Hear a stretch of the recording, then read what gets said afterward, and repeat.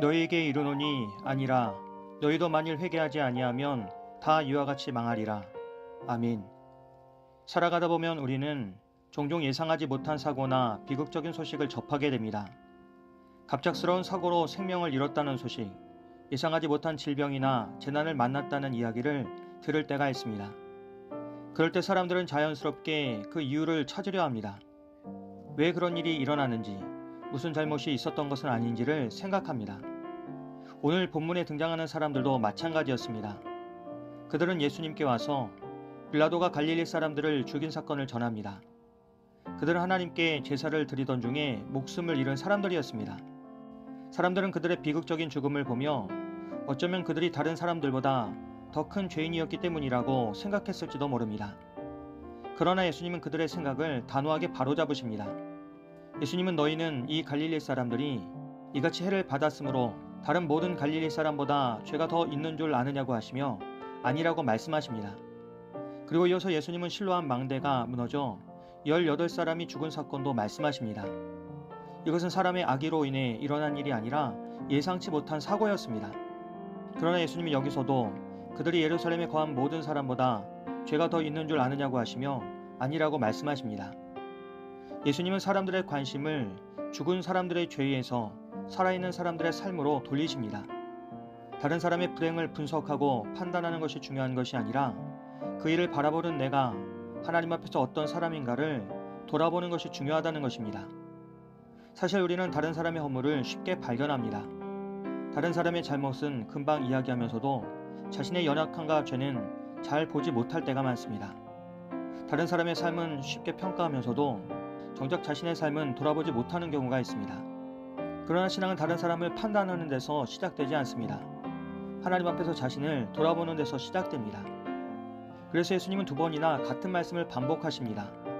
너희도 만일 회개하지 아니하면 다 이와 같이 망할 것이라고 하십니다. 예수님께서 같은 말씀을 반복하신 것은 그만큼 중요하기 때문입니다.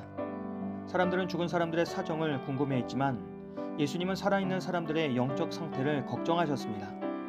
여기서 예수님께서 말씀하시는 망함은 단순히 육체적인 죽음을 의미하지 않습니다. 사람은 누구나 언젠가 죽음을 맞이합니다. 그러나 예수님께서 말씀하시는 것은 하나님 없이 살아가는 삶의 결국입니다. 죄 가운데 머물러 있으면서도 하나님께로 돌아오지 않는다면 결국 참된 생명을 잃게 된다는 경고입니다. 그래서 우리는 회개에 대해 다시 생각해 봐야 합니다. 많은 사람들은 회개를 큰 죄를 지은 사람만 하는 것으로 생각합니다. 그러나 성경이 말하는 회개는 특별한 사람에게만 필요한 것이 아닙니다. 하나님 앞에 선 모든 사람에게 필요한 것입니다. 회개란 단순히 눈물을 흘리며 후회하는 것이 아닙니다. 잘못을 인정하는 것에서 끝나는 것도 아닙니다. 회개는 삶의 방향을 돌이키는 것입니다.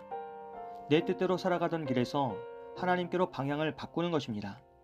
내 생각과 욕심을 내려놓고 하나님의 뜻을 따라 살아가기로 결단하는 것입니다. 그래서 예수님이 이어서 무화과나무의 비유를 들려주십니다. 어떤 사람이 포도원에 무화과나무를 심었습니다. 그런데 여러 해 동안 열매를 찾았으나 얻지 못했습니다. 결국 주인은 찍어버리라고 말합니다. 열매를 맺지 못하는 나무가 땅만 차지하고 있었기 때문입니다. 그런데 포도원지기가 주인에게 올해만 그냥 두게 해달라고 합니다. 자신이 두릅하고 기름을 주겠다고 합니다. 이 말씀 속에서 우리는 하나님의 놀라운 은혜를 발견할 수 있습니다. 하나님 우리가 실패했다고 해서 곧바로 포기하시는 분이 아니십니다. 열매 없는 나무를 당장 찍어버리지 않으시고 한 번 더 기회를 주시는 분이십니다. 하나님은 그렇게 우리를 기다려주시고 돌보아주시고 다시 열매 맺을 수 있도록 은혜를 베풀어 주십니다. 생각해보면 우리 역시 그런 은혜 가운데 살아가고 있습니다. 하나님은 우리의 부족함과 연약함을 모두 아십니다. 그럼에도 오늘까지 우리를 붙들어 주셨고 말씀으로 깨우시고 다시 돌아올 수 있는 기회를 주고 계십니다. 그런데 동시에 이 비유는 중요한 사실을 하나 알려줍니다. 주인이 기다려주는 시간이 영원히 계속되는 것은 아니라는 것입니다. 무화과나무는 결국 열매를 맺어야 했습니다. 하나님의 인내는 회개를 미루라는 뜻이 아니라 오히려 지금 회개하라는 것이었습니다.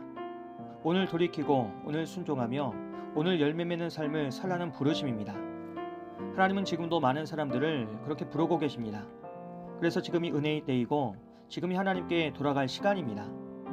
오늘 말씀은 우리에게 다른 사람의 삶을 판단하기보다 먼저 자신을 돌아보라고 말씀합니다.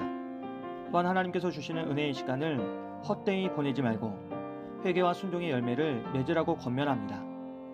우리 모두가 하나님 앞에서 자신의 모습을 겸손히 돌아보며 우리 주님께서 주시는 은혜의 부르심에 즉시 응답하는 믿음의 사람이 되기를 바랍니다. 또한 하나님의 오래 참으심을 당연하게 여기지 않고 날마다 하나님께로 돌아가며 회개와 순종의 열매를 맺는 우리들이 되기를 주님의 이름으로 기도합니다. 거룩하신 하나님, 우리에게 회개의 기회를 주시고 오래 참고 기다려주심에 감사드립니다. 오늘도 주님의 부르심에 믿음으로 즉시 응답하게 하시고 회개와 순종에 합당한 열매를 맺을 수 있도록 우리를 도와주시옵소서. 예수님의 이름으로 기도합니다. 아멘.